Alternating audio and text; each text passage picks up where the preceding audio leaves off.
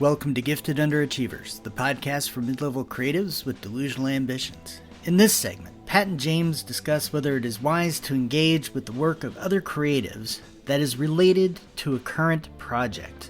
Are the risks of mimicry, being derivative, and plagiarism worth the inspiration gained? The Gifted Underachievers then go down the rabbit hole to wonder if they are workaholics, which then leads to wondering about living with a constant sense of urgency, and then a discussion of the Dunning-Kruger Effect, and, well, anyway, a good discussion of creativity, other people's work, and inspiration. Hey, James. Yes, Pat. I hope, the intensity of my glare is not putting you off, because I'm down in the Gifted Underachievers library where there's a gigantic sign that says "Quiet, please." Yeah, you don't scare me. Oh, really? Maybe you scare other people, but I'm not one of them. No, I don't scare anybody. Really? I didn't think so. Yeah, I was just trying to be nice. zero, zero fear factor here. Hey, so let's say I'm giving you some advice. Let's just pretend. Okay, which happens a lot. So, It doesn't happen a lot. It happens sometimes. I'm gonna go. It's a lot. I value the inputs. Okay. So Okay. I'm wrapped. I am wrapped. RAPT or a Yeah, WRAPP? yeah. Okay. Well, great. So let's say I'm advising you. Let's say I'm working with you as a writing coach and you're about to, start off on a book, or maybe I'm a creativity coach and you're going to start choreographing a new dance. I don't know why that makes me laugh. For I'm getting an image here for a performance in the GU Clubhouse, open to very few. I will, and I say something like, you know, to write this book, what I recommend to you is you have some kind of a touchstone text, some book that inspires you, that sort of might share the same readership, might be shelved in the same location in the bookstore, Uh-huh. that you can look at and kind of spring off. Or it doesn't even have to be, creatively necessarily aligned in terms of genre or type of book. It could be a nonfiction book Mhm. on the mindset around being a successful golfer that you use to jumpstart your thinking about a character. Right. My question for you, you've got this project. Do you absorb creative work from other people that you feel might help you do your own project, or do you avoid it like the plague? And if so, what's your reasoning? What's your rationale for avoiding that part? I'm really curious about because Mhm. do you think it impinges on the purity of your own work, etc.? Yeah. No, so yes and no, right? So the worry is that, you know, if for writing, if you go and read a bunch of other people's Mm. work to try and gain inspiration and that kind of thing, that you run this higher risk of copyright infringement, stealing their Oh, ideas. plagiarism. Yeah, getting yourself into kind of some trouble, right? Mm. And also getting into like a mimicry Being where, derivative. right, Yeah. right. And so there's definite risks. And I think, you know, uh, being at this in this mid-level zone, it's less of a risk than if you're first starting out Uh-huh. and you're trying to kind of go, okay, I want to be a writer like, X writer that I admire. William And Burroughs. William Burroughs, right? So I'm going to become a heroin addict and go to Mexico or something. Almost kill your wife. No, wait, kill your Yeah, wife. he Yeah. succeeded. Yeah, and Yeah. get away. That's the Kill your wife and get away with it. right in Mexico, no What a less. legacy. Yeah. Yeah, but I think there's a risk, more of a risk, if you're a beginning writer, that you become derivative, maybe accidentally use some of what you pick up Mm-hmm. in your writing so that it could be a copyright issue. Mm-hmm. And then you can also fall into mimicry where, you're not breaking copyright and that kind of thing, but you're really just, you don't have a unique voice and you're not really saying anything unique. You're just sort Yeah. of rehashing something. You're So I think that's unoriginal. the risk. But for me, especially with creative work, I do like to, there are times where, yeah, it's really, really, really super helpful. Yeah.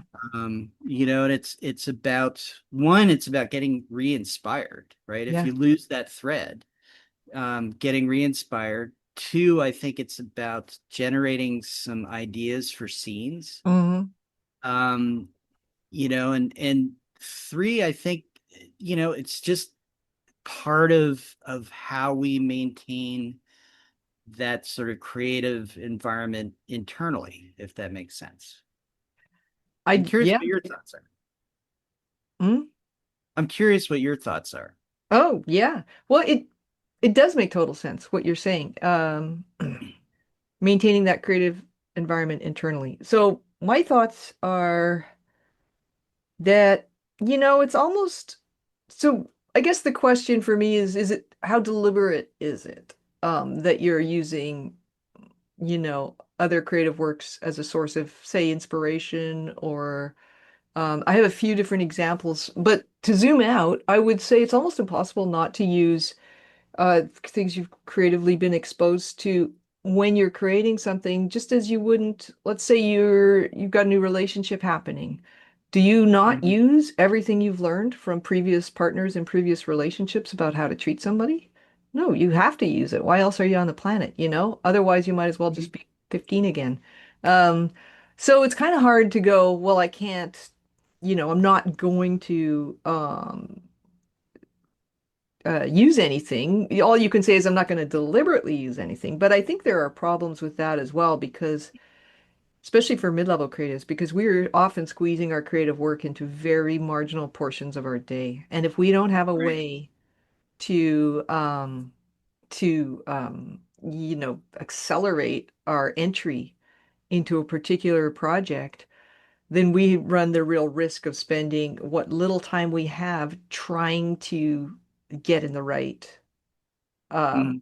psychological space or whatever to work on the thing we want to work on, and we can waste a lot of Mhm. time having sort of arbitrary rules about what's okay and what's not okay for us as a creative person. There is no rule. And my thinking is, if you want to absorb other people's creative work, do it. And then it's up to you to bring your own originality to it, because I think to whatever you're working on without the originality, it's nothing. You might as well not bother. Although there's Mhm. lots of murder mysteries that are, stunningly unoriginal. I'm reading one that's a Mhm. translation from the Swedish. It's original in its concept, but it's really badly executed. And Mhm. uh, it's I don't want to throw the writer on the bus. Plus, I'd have to go get it. I can't remember anything about it. But the concept is that a bunch of pensioners form a crime gang. Um, Mhm. and then give away all the money they make or steal uh, to problems that they see in the world. It's a great concept. I just didn't like the way it's executed. Uh-huh. So I'm not going to steal any of that idea, and maybe steal is the wrong word. But, I was at a lecture by the writer Jess Walter, who's a brilliant guy and a really incredible writer who not derivative at all, although he's written a murder mystery, he's written a bunch of different types of books. And Mhm. he said, he learned how to write from falling in love with Kurt Vonnegut's books in the school library and realizing you could do anything Yeah. you wanted to if you pulled it off. And his advice to novice writers or people in the first, in an MFA program, so they're actually not novice writers because those programs are curated. Um, his advice was to read, read, read, steal, steal, steal. And he didn't mean Yeah. plagiarize. He meant use everything that you come in contact with because that's your education. Um, Yeah. but so I want to also, I know I'm going on and on about my answer. I want to No, no, refer, no. It's all good. okay, the amazing Twyla Tharp, I don't know how you pronounce her name, has thoughts on this in her book, The Creative Habit, Learn It and Use It for Life. Uh, it's a self-help book for creatives, but it's really more than that. Anyway, her premise is in order to be creative, you have to know how to prepare to be creative. No one can give you your subject matter um, your creative content. If they could, it would be their creation and not yours.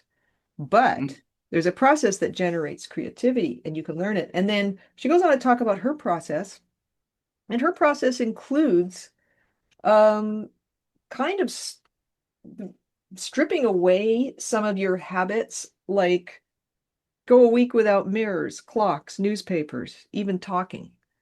Like Wow. empty yourself first and then get yourself a box. She uses those banker's boxes, those cardboard bo document boxes. And she Uh-huh. has a box for each project, sometimes more than one. And she will put shit in those boxes that she is feels like the soil for her project, the thing from which it will grow. And so there's research. It for her, it might be music.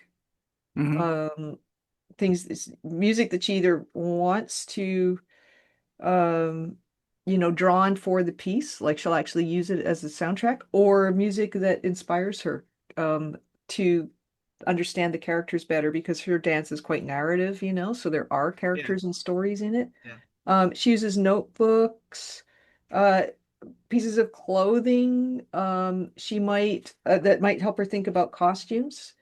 Books about psychedelic light events that she might share with the lighting designer, for example, Mm. because she's got a team of people. It's never just her.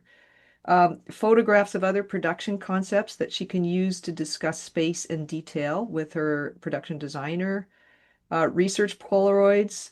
Um, Say if there's a character based on a real person, like she did a dance sort of, you know, inspired by Billy Joel. So she has photographs of his where he grew up. It's not a substitute for creating. It doesn't, the box, that is. The box doesn't compose a poem or create a dance step. The box is the raw index of your preparation. It is the repository of your creative potential, but it is not that potential realized. So, and then she relates it Wow. to journalism. A journalist doesn't immediately sit down and knock out a finished piece when he gets an assignment or she gets an assignment. They have a routine. They read a lot of stuff for background. They talk to people to Hmm. verify old information and unearth new info. And it can take hours or months, depending on their deadline, to create the Yeah. background material for a story. And then they write it. If the reporting is good, the writing will reflect that. Hmm. And if the reporting is shoddy, the writing will be too. So she equates sort of creative preparation for a project as in a way reporting. You're bringing Hmm. back material from the world and then you're using your project to report on something or to write, to create something. So um I find it makes so much sense to me. And then she goes back through history and says things like when Homer composed the Iliad and Odyssey, he was drawing on centuries of history and folklore handed down by oral tradition. And she gives other examples. So I'm making a case for the fact that you can absorb creative work related to the project, also real life stuff, anything you want that you can use to prime your own pump. Yes. Um, to produce this project is fair game. And the way it can, people might avoid it. I saw this clip by this one writer, mid-century writer, like middle of the 20th century, and she said something like, "I will never draw on personal experience to write my novels because I'm not going to use people I know." And I'm Hmm. like, I bet they're as boring as fuck because, you sound like a rigid a-hole for one thing, but also, Yeah. how do you not? How do you not? I had this idea this morning sitting on my balcony, slugging back some coffee before I ran into my office to get some fucking work done before we taped this. And the idea I had was an amalgamation of everything I've been thinking about as I went through the process of not having time to both run a business full time and be present in my mom's situation. The business Uh-huh. suffered because you don't get to do death over again. It's either, it happens with you or it happens without you. And if you want to be there for your family, it happens with you, right? So you can't just Right. you can't put the death on hold. You can put your business on hold. But what it started me thinking about was now that my mom is dead, I am still working a 7-day week. It hasn't let up, and she died at the end of July. So what's the problem? The problem is me. I might be a workaholic. I have had options, and I have had a very hard time choosing the don't work option because I'm trying to make up for the time I lost. And So my epiphany this morning was that the thing that I had been missing from the characterization of this um, protagonist in the novel I'm working on is that very urgency that I feel about figuring my shit out before I actually end up Right, in an asylum somewhere. It's very personal. It's about as personal as right. it gets. But I'm also reading all through all kinds of shit on Frankenstein, the novel, and the pop culture phenomenon because that too is going to be part of my fodder. And I'm not using any of it. Maybe fodder's the wrong word because that's for cannons, right? Anyway, I don't know. I'm not using any of it in a steely way. I'm using it because that's what this thing is going to be made of, you know? You Yeah. can't not use your Well, material. yeah, I mean you're writing about the Frankenstein myth, Hmm. which has been, I don't know if Mary Shelley was the first ever to write about a Frankenstein-like story, No, but pretty close though. I'm sure she was probably pretty close, but she was inspired by something. Yep, there was two or three And other things in like 30 years earlier. yeah, and certainly she has inspired this whole probably subgenre Yeah. of writing and storytelling and movies, and there's probably operas. I Yeah. mean, And fantasy opera, does that possibly come from that? I just want to interject. She was also Yeah. inspired by medical advances, galvanism, the use of electricity in medicine. Like Mhm. all of those things went into it. It wasn't just other texts that Yep. influenced her. So and I like, there's so much about what you said that I think is really really good. And you know that marginal space of the Yeah. day, Yeah. right? As we both know, that marginal space, no matter how much we try and protect it, can get blown up. It's always under attack. And sometimes, yeah, it's always under attack. And sometimes it can be weeks before, we're able to rebuild that space, Yeah. right? And so, we're not yet at that place where every morning we're waking up going, okay, I have to write 1,500 words of my novel, and then I've done my work for the day and I can go out and do whatever I want, right? Or Hmm. however it is. Like we're out there going, I have to satisfy my clients Hmm. first because that's going to pay the rent and keep me moving. And then I need to find, that space in between everything else, the Yeah. kids, the errands, the chores, the da da da da da. Right. So we need to make sure that we have ways to not only not lose the red thread when we Yeah. have to put it down for a day or two or a week Hmm. or more, but we need to also be able to get into that same sensation of creation, right? Yeah. Where we feel the story in the same way so that it carries forward, Hmm. as opposed to, reading like we're thinking and feeling one way, we took a break and now here it's different. And so that gets reflected in the writing. Yeah. And I love the Twyla Tharp boxes things. Yeah, and the one that stood out was photos. Hmm.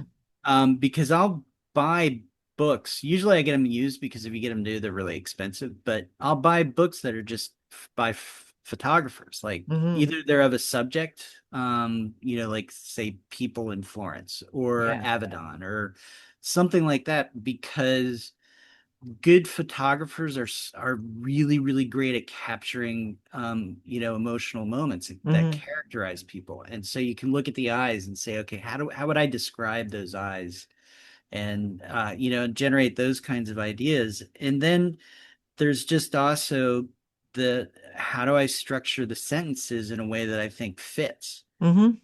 right? And so for me, I love going to somebody like Joan Didion. Right. Year of what is it? Blue Nights is one, and then oh gosh, Year of after her husband Yeah, I passed. remember. I read the book. I don't remember the title. It was like I'm drawing a blank, the year but after blah but blah blah. those two books are, I think, it's funny. Some people love one, hate the other. Some people love both. What I love about them is the writing and the sentence structure and the structure of the chapters and the paragraphs and all those kinds of things. Yeah. And so I can get a lot from that. And Hmm. then the other thing that I'm doing is part of this writing project is I want to have one of these couples really be feeling like they're at the end of their marriage. Hmm. And having been through that, I know that there's a lot of time where you feel like a marriage is over or it's getting towards its end, or you're trying to recognize that. And that's all part of the process. But the moment where you actually are Yeah. at that point is Hmm. when you and your partner are discussing, how do we tell the kids? Yeah. Or how do we tell somebody that is important to us as a unit, right? Yeah.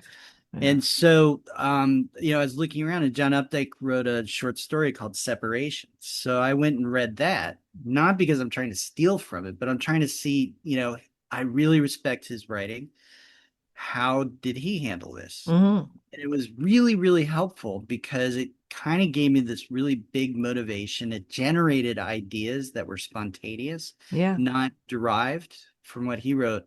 And I also realized that I'm going to do it in a way that's completely and absolutely different from the way that he did it because I liked what he did, but I don't agree with it either. You're not You a know, 1950s male, yeah. so. Yeah, I'm not a 1950s male writing in the 1970s. Hmm. But Hmm. there are also just the way that he approached it is not at all the way that I would approach it, Yeah. right? Yeah. Um, and so it was really, really helpful. Yeah. But at the same time, I think being aware of those risks that if I was like, ooh, I want to be Updike like, then I'm going to put myself at risk of stealing, being derivative, and mimicry. Yeah, And, and I think your point earlier that this is not a mid-level issue is fair because I remember wanting to write an Agatha Christie novel, just because I liked her puzzling and I couldn't figure out how to do it. My brain doesn't work that way. I got into character weeds immediately. Like her characters are just she's just moving them around on a board. They're very lightly drawn, but it doesn't matter. That's not why people read her Mhm. books. And I'm just not that writer, but I kind of I hoped to be, partly because she outsells everything but the Bible, I think. Yeah, But you know, the I think the risk when you're a novice is that you're not aware of just how easy it might be to ape somebody's stuff. yeah. And when you're mid-level, you're aware of that risk. You've read a lot of shit by then if you're a writer, or Mhm. if you're a dancer, you've gone to a lot of performances, all creative domains have this imperative that you learn by doing. And so you've gone learn by doing includes learn by Mhm. seeing and witnessing and appreciating and all that stuff. Um, the the tricky part can be if you don't know that you're a novice and you think Yeah. that you're mid-level or above, and that's not a value judgment on my part. And there's nothing, everybody's a novice at some point. In fact, part of uh, the word amateur is somebody who loves something. You're an amateur until you get paid for it. In capitalism anyway. Mhm. You can have a professional attitude towards your work. You can produce professional level stuff, but until you're getting paid, you're technically an amateur. Mhm. And there's actually a movie by that name with Rami Malek, and he's an amateur who goes to revenge his wife's death. And man, that's a good expression of just how good amateurs can be at something. So maybe Right. novice and amateur are two different things. I'm starting to talk myself into thinking they are. But the novice part is you don't know what you don't know. And so Right. you're not aware that you might be being derivative. And the marketplace will tell you that. Your stuff won't sell. Yeah. Well, there's definitely a Dunning-Kruger effect. What's that? So Dunning-Kruger is people don't have enough experience in something to know that they're not good at it. Yeah. And you see it a lot. And you definitely see it at people who are starting out because they may have some aspect of their creativeness, right? They can draw a very straight line, or they can replicate a face, or they can get this piece of acting really well, or writing, whatever it is. They have something that gives them confidence, but what they don't understand is how to place that into a form, Mm, and and everything else that goes around it, because yeah. they don't have the experience to know what they don't know. Yeah. Yeah. It's a depth thing. Yeah, and I think that it can continue into all different phases of creativity. I mean, I think you Yeah. know, highly experienced creatives, because you always are successful, I will say. Um, you've always got to come up with the next thing. And Yeah. it's got to come from somewhere, and it's got to build off the thing that came before or be better than, and that kind of thing. Hmm. It's interesting. So Ian McEwan, who's a writer that I really like, Yeah. has a new book out. And the second I saw that he has a new book out, I thought, oh, this is something I'm going to want to read. Uh-huh. I read what it was about, and it's a futuristic examination of like a dystopian kind of future type thing. Mm. And the reviewer for the New York Times is saying, I love it. It's his best, possibly ever. He's getting this right and that right. And I just thought, that's not why I go to read him. Yeah. I go to him because he gets human relationships Mm. really, really well. Yeah. And he captures them so well. And maybe he does in this book, but and so maybe I'm talking about the container and Mm. not the substance inside of it. But I'm just, it's not really what I want to do. But so would somebody who loves to read that kind of stuff, are they going to read it and go, yes, this is right in this genre, this is what I'm looking for? Or are they going to say, you know what, he's kind of putting this shell around it, but really he's writing something that's outside of what I'm looking for? So there's Yeah. a little bit of that Dunning-Kruger, I think. Possibly. I don't know. I haven't read the book yet, but Right. Well, plus he's not so inexperienced that he doesn't know what he's doing. You could bet that either he or his agent was mhm. talked through the idea and went, you know, what's new? Like how are you gonna make this you? But yeah, Yeah. I'm thinking too, the idea that maybe the idea that we're mid-levels, okay? We don't understand what we don't understand yet. And Right. so the people that we are sort of aspiring, I guess, to be are people who do not have to rely 100% on the job on the paid work to float our financial boats. People that are making enough out of their creative endeavors Mhm. to actually have more time to create. It's like there's this weird tipping point that we're trying to figure out how to achieve. And somebody who's already reached that tipping point might, if they were, listening to us talk, might go, "What a couple of tools." They have no idea what they're talking about because we're Yeah. focusing on the wrong things, right? Or whatever. We don't know. We're just where we're at. That's all we can know. And so I think the idea of using absorbing other people's, not just other people's creative work, but also their attitudes towards creation, Yeah. and their sort of. Maybe that's why you like the Daily Rituals book so much. Yeah. Their how they perceive it and fit it into their lives and all these things. It could be, we don't know what the chicken and the egg is. We think it's the successful work that allows you to become to reach that tipping point. But what if it's the attitude that reaches that tipping point, and then leads to Mhm. successful work? We have no idea. So, Yeah. in that way, we're suffering from our own Dunning-Kruger effect in some ways. Maybe we're doing the locomotion and we think we know how to dance? Yeah. Have you seen my electric slide lately? I've never seen it. You gonna Oh, do it it's in the I'm clubhouse? I'm hot on it in the GU disco room. We have a disco room. I forgot about that. I should go in there. Yeah. Oh yeah, it's down there. It's kind of lonely right now, but it's awesome. But but I, I think that there is what we know and what we don't know. Okay.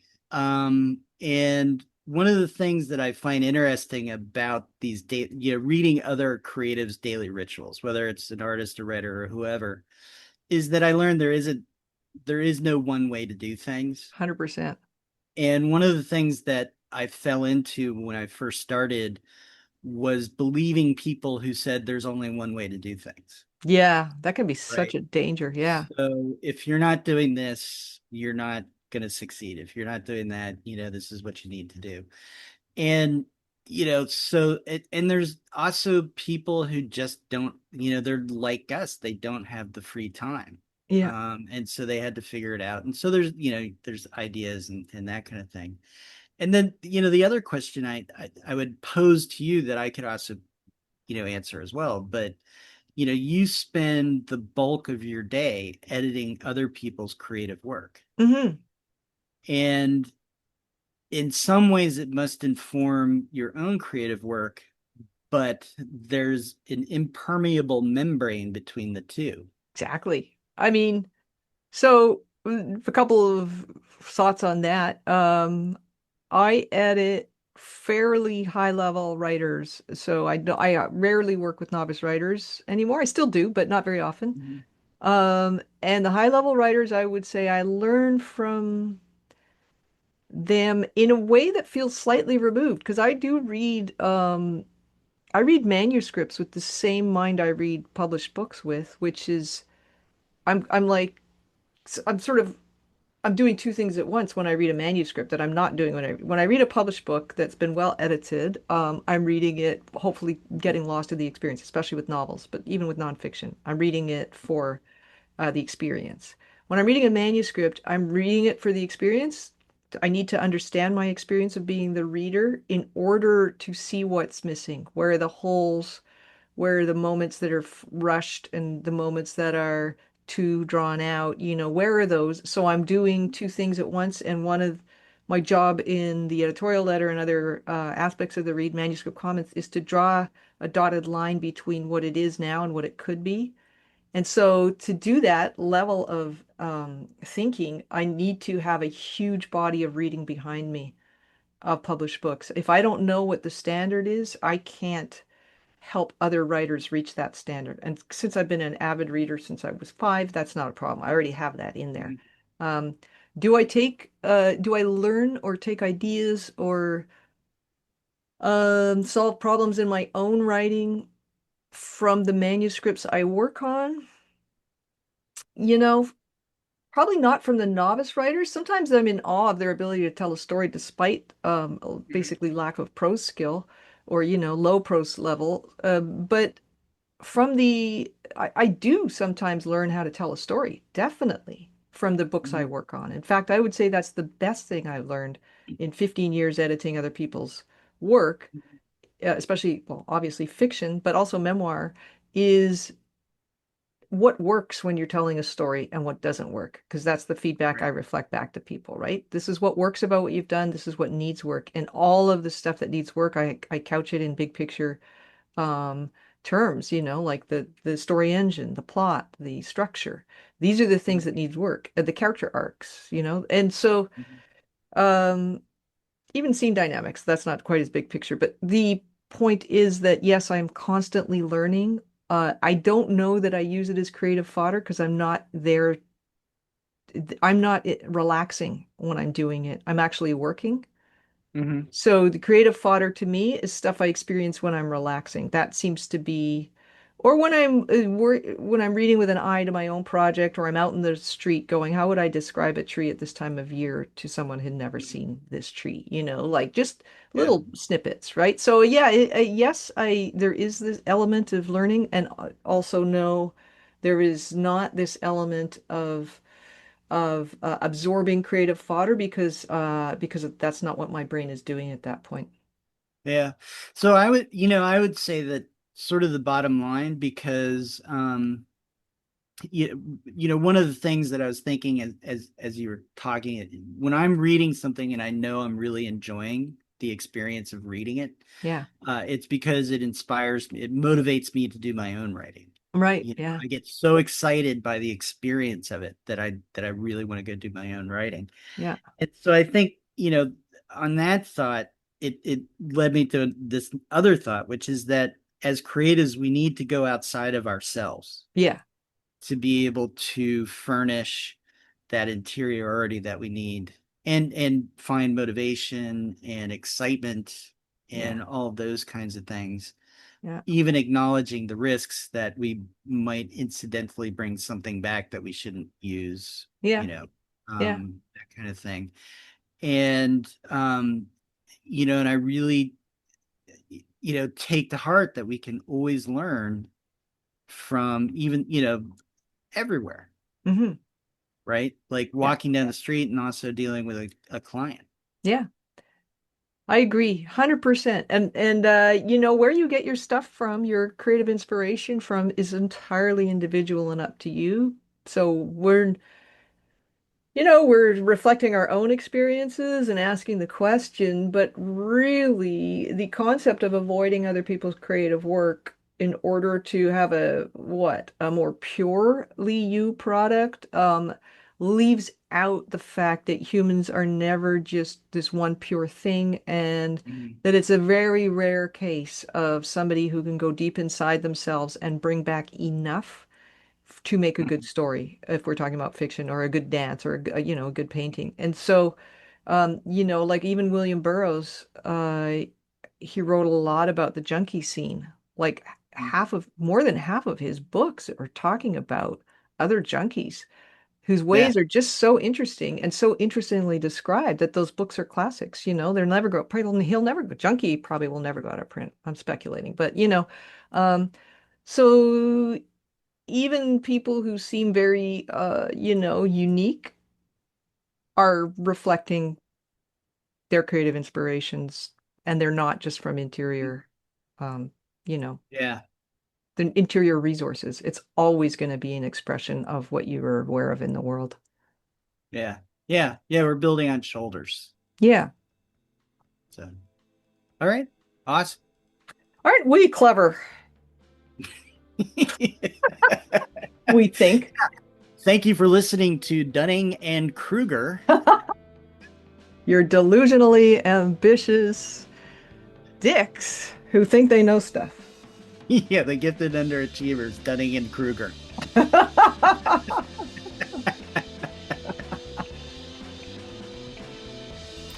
Thanks for listening to Gifted Underachievers, the podcast for mid-level creatives with delusional ambitions. And now, a few questions for our listeners. Do you avoid other creative works while you do your work? How do you find ideas and inspiration? Where is the line between using others' work for inspiration and out-and-out stealing? Meanwhile, we'd love to hear how we're doing, so please leave a comment, join our chat page, or send us an email at giftedunderachievers@substack.com. You can also find us on Spotify, iTunes, and anywhere else you'd like to download your podcasts. And please hit the share and or subscribe button. It really does help. Thank you, and have an awesome day.